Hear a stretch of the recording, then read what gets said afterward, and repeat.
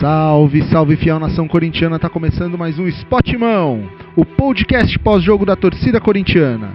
É nóis!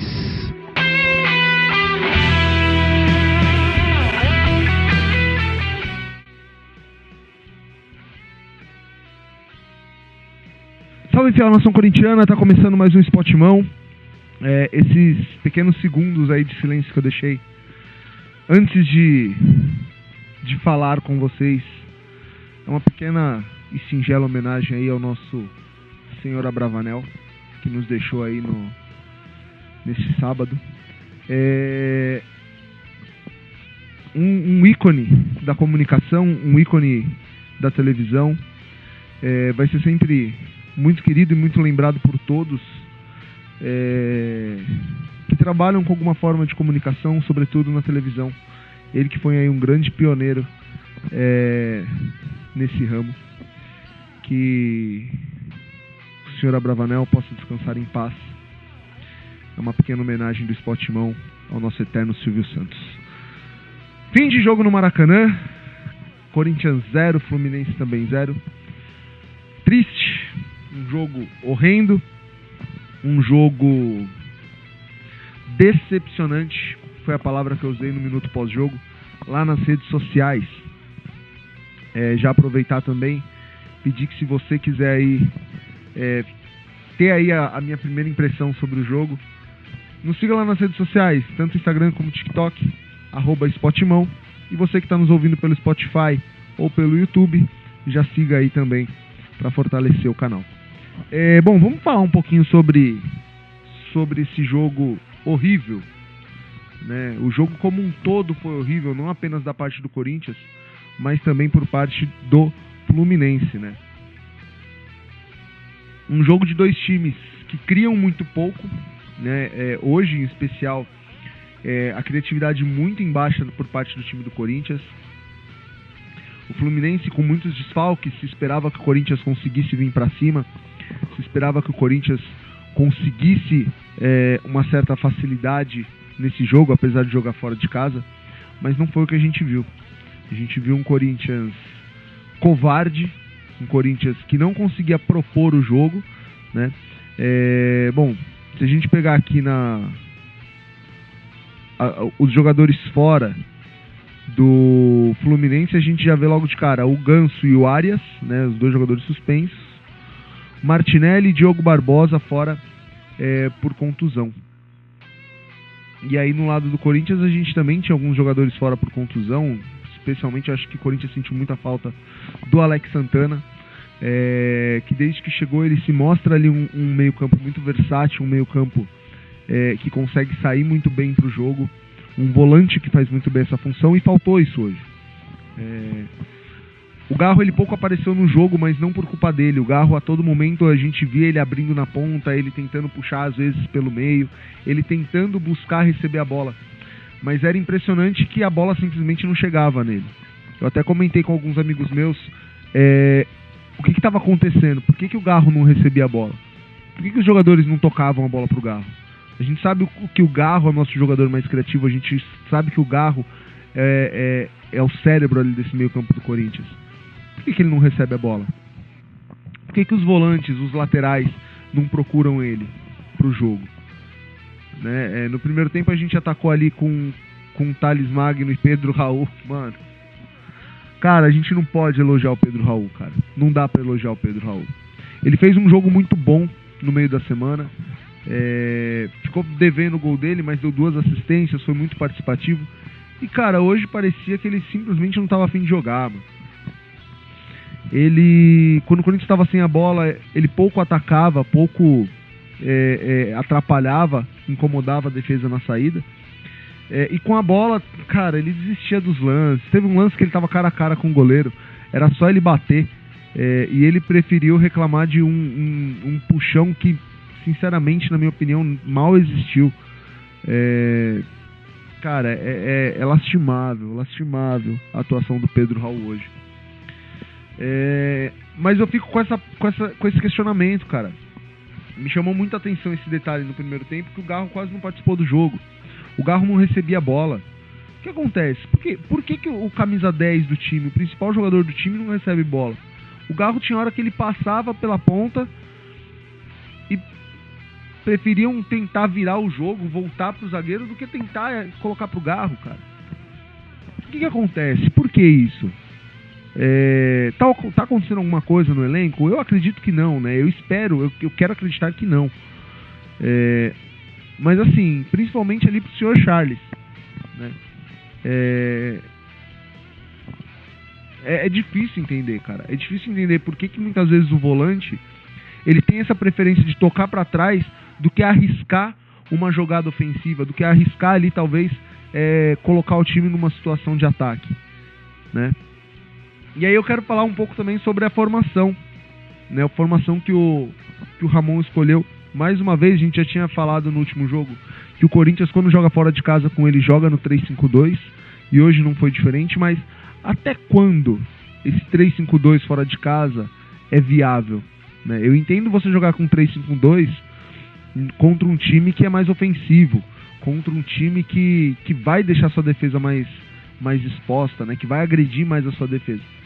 Mas contra um Fluminense sem nenhum meia de criação, será que era realmente necessário jogar no 3-5-2? Será que não seria mais vantajoso você ter ali dois meias cerebrais em campo?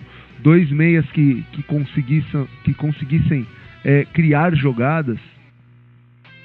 Porque, cara, o Corinthians evoluiu muito mais quando tirou um zagueiro ali no final do segundo tempo para colocar o Coronado e ficar numa linha com 4 zagueiros e povoando mais o meio-campo num 4-3-3, do que jogando com 3-5-2, né? Então, assim, eu acho que algumas convicções técnicas, né? E aí eu não falo só do Ramon Dias, eu falo de um modo geral, porque todo técnico tem sua convicção, todo técnico tem sua filosofia de jogo, todo técnico tem o seu modo de armar o time. Eu acho que essas convicções técnicas também precisam ser um pouco mais inteligentes, né? É o que eu falei, eu acho interessante você ter uma variação tática, você ter uma possibilidade, mas saber quando usar, né? E hoje pra mim não era jogo pra 3-5-2, hoje era jogo pra ir num 4-2-3-1, num 4-3-3, e deixar o Garro centralizado. Isso é uma outra coisa também, comentei aqui que eu via muitas vezes o Garro aberto, e cara, o Garro tem que jogar pelo meio, o Garro tem que ser o meia de criação. Não dá pro Garro ficar abrindo pra tentar fazer papel de ponta. Você quer jogar com 2 pontas e um atacante centralizado, coloca o Wesley e deixa o Garro pelo meio pra armar, cara. Aí principalmente aí que não dá pra entrar no 3-5-2. No intervalo o Thales Magno saiu, ele sentiu ali o joelho, e no lugar dele entrou o Giovani, que pouco apareceu no jogo. Mas eu quero comentar sobre uma substituição que ele faz um pouco depois, quando ele tira o Garro para colocar o Wesley. Não estou questionando a entrada do Wesley, eu estava inclusive pensando que seria um bom momento para o Wesley entrar, mas não no lugar do Garro, cara. Não no lugar do Garro. O Garro é o principal jogador desse time, é o cara que mais pensa nesse time. Eu ainda insisto em querer ver Garro e Coronado jogando juntos. Já falei aqui que eu acho que o Coronado precisa pegar ritmo de jogo, o Coronado precisa ter mais tempo de jogo, o Coronado ele precisa ter mais essa minutagem até para se adaptar ao futebol brasileiro, mas eu queria ver os dois juntos. Só que quando ele tira o Garro, cara, o time fica sem um pensador ali no meio, né? O Corinthians até consegue fazer um gol mal anulado, que eu vou comentar sobre isso também. É revoltante quando esse cara apita jogo do Corinthians, mas enfim. E o senhor Wesley, cara, que ele entra, embora eu acho que ele tinha que ter entrado no lugar do Pedro Raul, cara, ele não é possível que não tenha ninguém lá dentro do Corinthians pra chegar, dar um chacoalhão nele e falar: Wesley, levanta a cabeça, velho, levanta a cabeça. Porque ele só sabe fazer a mesma jogada. Ele pega pela ponta esquerda, leva pro fundo e corta pro meio. Pega pela ponta esquerda, leva pro fundo e corta pro meio. Tá manjado, Wesley. Tá manjado, velho. Solta a bola, futebol é coletivo, tem mais 10 caras jogando com você, mano. Aí os caras aparecem pra receber, ele tá com a cabeça baixa olhando pra bola assim, ó. Pô, Não vai ver nunca, nunca.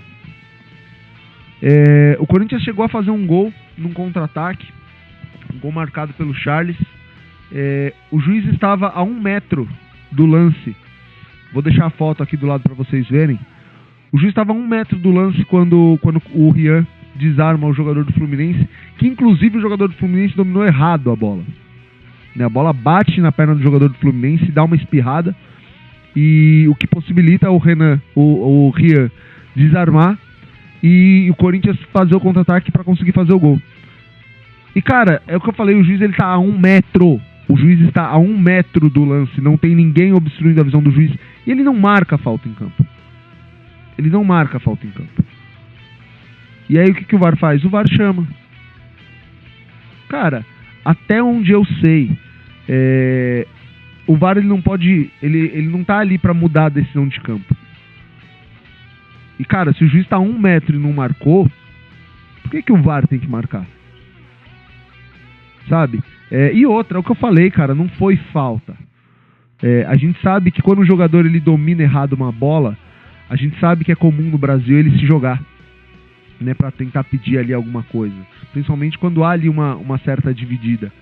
Há um contato, mas cara, ele já tinha perdido a bola, ele já tinha errado o domínio.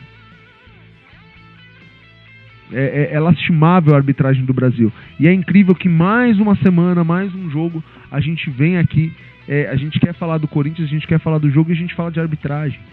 É triste. É difícil você lutar contra o rebaixamento, né? Ainda mais quando você não assina com a emissora favorita ali da organizadora dos jogos, que é a CBF, né? E no caso a Globo. É difícil porque um jogo contra o Juventude você toma um gol impedido e o VAR traça a linha errado e valida o gol. No mesmo jogo você tem um pênalti, uma bola na mão, uma mão na bola, enfim, fale como quiser, que o juiz não marca. Aí no outro jogo você vai jogar fora de casa, tem 2 pênaltis pro adversário, sendo que um deles muito duvidoso. Aí no outro jogo você faz um gol, o juiz anula. É difícil lutar contra o rebaixamento assim. A gente fala aqui que o Corinthians não ganha os jogos, mas é difícil, né? É difícil você ganhar, até quando você ganha, você precisa ganhar o jogo e ganhar do juiz.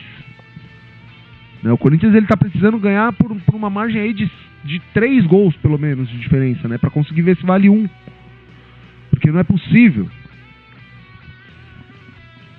E cara, é frustrante o resultado desse jogo. É frustrante porque era um jogo, como eu falei, que o Fluminense tinha muitos desfalques. O Corinthians ele vem apresentando uma melhora, mas não foi aquela melhora que a gente viu hoje. Hoje a gente viu um Corinthians muito abaixo, produzindo muito pouco, com poucas chances de gol, né? O goleiro Fábio praticamente não trabalhou, né? Eu vou até tentar puxar aqui as estatísticas dele. Cara, ele fez 2 defesas o jogo todo. 2 defesas em 90 minutos. O Hugo fez o dobro. Então assim, e detalhe, é o que eu falei, cara, o Fluminense não é um time que cria muito. 4 defesas também não é muita coisa, mas o Corinthians conseguiu ser menos agressivo do que o Fluminense. É triste, isso é triste. É triste, é decepcionante. É frustrante esse resultado. Frustrante. Não só pela situação, mas pelo resultado em si. O Corinthians com esse empate ele sai momentaneamente da zona do rebaixamento, mas o Vitória ainda joga na rodada. Nesse momento o Corinthians ele tem 1 ponto a mais que o Vitória tem 1 vitória a mais, então se o Vitória empatar o Corinthians já retorna para a zona. E era um jogo bom, cara, pro Corinthians ganhar. Era um jogo bom pro Corinthians ganhar, porque ele iria a 24 pontos. E já daria uma boa respirada, né? Só que é importante falar, cara, desses 4 times ali nessa zona aí, nessa margem de pontos, Vitória, Criciúma, Grêmio, Corinthians, até mesmo a gente pode colocar o Juventude e o Inter ali com 25, que são times que estão próximos ali também. O Corinthians é o que menos tem vitória, cara. O Corinthians tem 4 vitórias no Campeonato Brasileiro. O segundo que menos tem é o Vitória, né? Que tá nesse momento atrás da gente. Ele tem 6, tem 2 vitórias a mais. O problema do Corinthians é que ele empata muito. E esses empates custam caro num campeonato onde o primeiro critério de desempate são justamente os números de vitórias. Cara, começa a preocupar muito, muito. Na verdade, já começava a preocupar antes. Esse sinal de alerta vai aumentando, vai aumentando, vai aumentando, vai aumentando.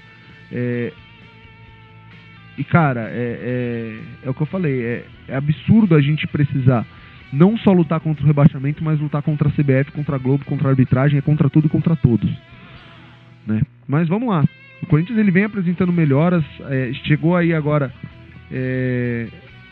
um atacante, o espanhol, chegou também mais um volante, e vamos ver, o Corinthians ele tá tentando ali, a diretoria tentando reformular o elenco desde o começo do ano, o Corinthians tentando encontrar ali o seu melhor futebol de muitos anos pra cá. Só precisa começar a ganhar, cara.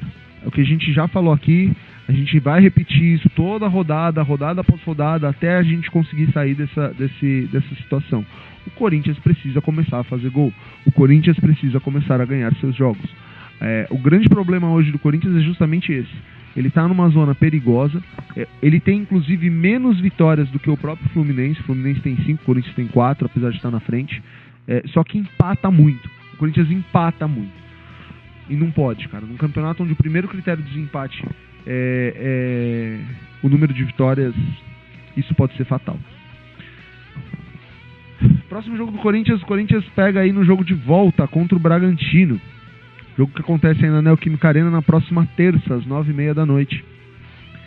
O Corinthians que vai para esse jogo com a vantagem, né? Venceu o primeiro jogo de 2-1, pode até empatar, que avança para as quartas de final da Sul-Americana.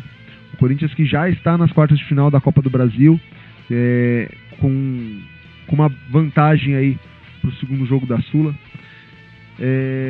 As Copas, é impressionante que nas Copas o Corinthians tem conseguido avançar, né? Isso vem acontecendo aí já faz um tempo.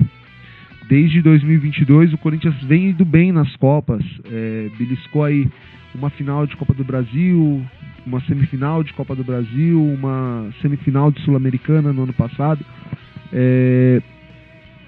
Mas cara, a gente não pode deixar se iludir, né, com as Copas. É claro que muitas vezes a gente se anima a possibilidade de ganhar um título, mas precisa urgente sair dessa situação do brasileiro. Enquanto não sair dessa situação do brasileiro, o torcedor não vai conseguir olhar para as Copas com esperança. Ele vai olhar com angústia.